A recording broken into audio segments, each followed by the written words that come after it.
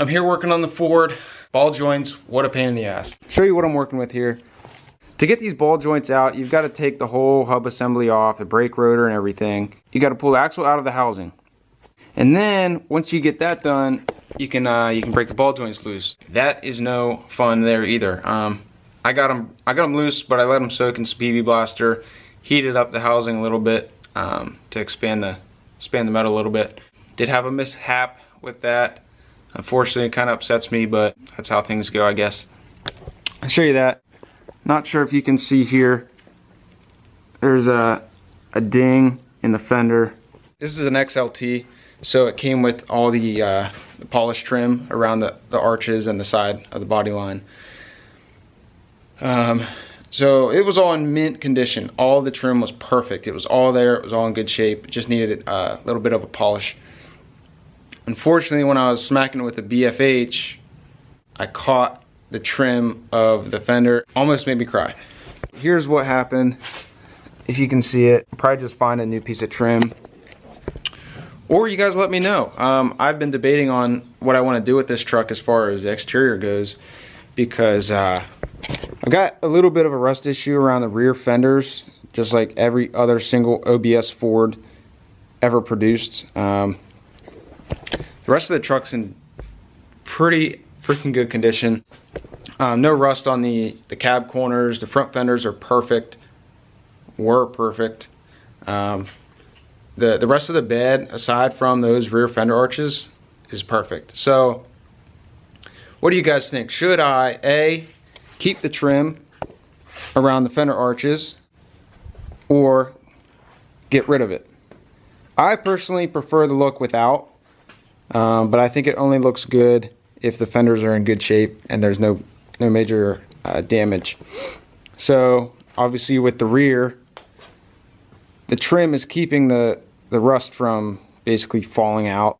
In PA, rust doesn't pass inspection anymore. So right now I'm keeping them on there to hold the rust in place. I do have new panels for the rear quarters, so if you guys think I should ditch the trim, let me know. I'll get rid of it. I think it looks better, but for now I gotta keep it. So maybe I'll make another video of that later on. I used to have another Ford F-250 that had rust on the quarter panels just like this. I actually repaired it with the same panels I have, but it wasn't pretty. I'm not a welder. I did what I could to pass inspection, and that was that. So I don't want to do the work this time, but if you guys want to see it, maybe I'll try and get a friend over here to help me do it the right way. Better welder and stuff. So anyways, back to the ball joints. I got the old ones out. They were pretty rough looking. This is the upper ball joint. It was shot pretty much. You know, it had a bunch of play in it. I can move it with one finger.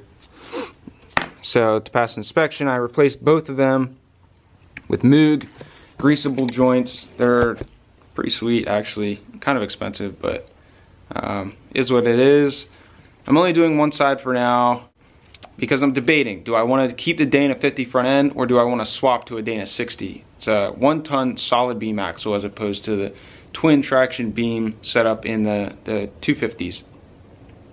So I'm kind of just doing what I can for now until I decide for sure what I want to do. Otherwise, I would highly recommend replacing all the bearings, all the seals, and the U-joints.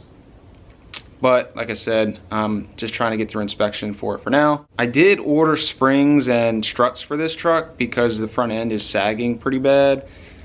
So I ordered them, but that's about $700 that I'm not sure that I want to put into the front end, because I can spend that $700 and go get a Dana 60 axle.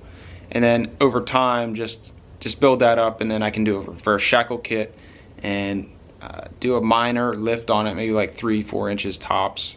So anyways, you guys let me know what you want to see. I planned on doing a DIY of this entire project for the ball joints, but I don't think many people really enjoy watching those. There's plenty of videos out there on it already, so it's kind of a waste for me to do it.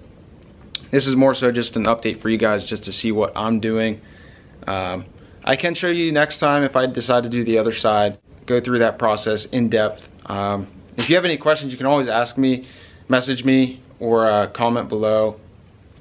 I can explain it better. You gotta have the right tools for sure though. If you don't have the right tools, I mean, you're better off paying 500 bucks to have a shop do your ball joints. Simple as that. Yeah, let me know what you guys think about the fender trims, and we'll go from there. Alright guys, so it's another day here. I got the ball joints put in the truck, got the truck inspected. It rode really well with the new ball joints, so I'm expecting it to ride even better with the new shocks. You can see all the goodies I got. New leaf springs for a Powerstroke, Bilstein shocks, some new tie rod boots, and new shackles and bushings and stuff. So I'm gonna get the first side done, and then we're gonna show you what the other side is more in depth. I just wanna know exactly what I'm doing before I try to film it all, so here we are.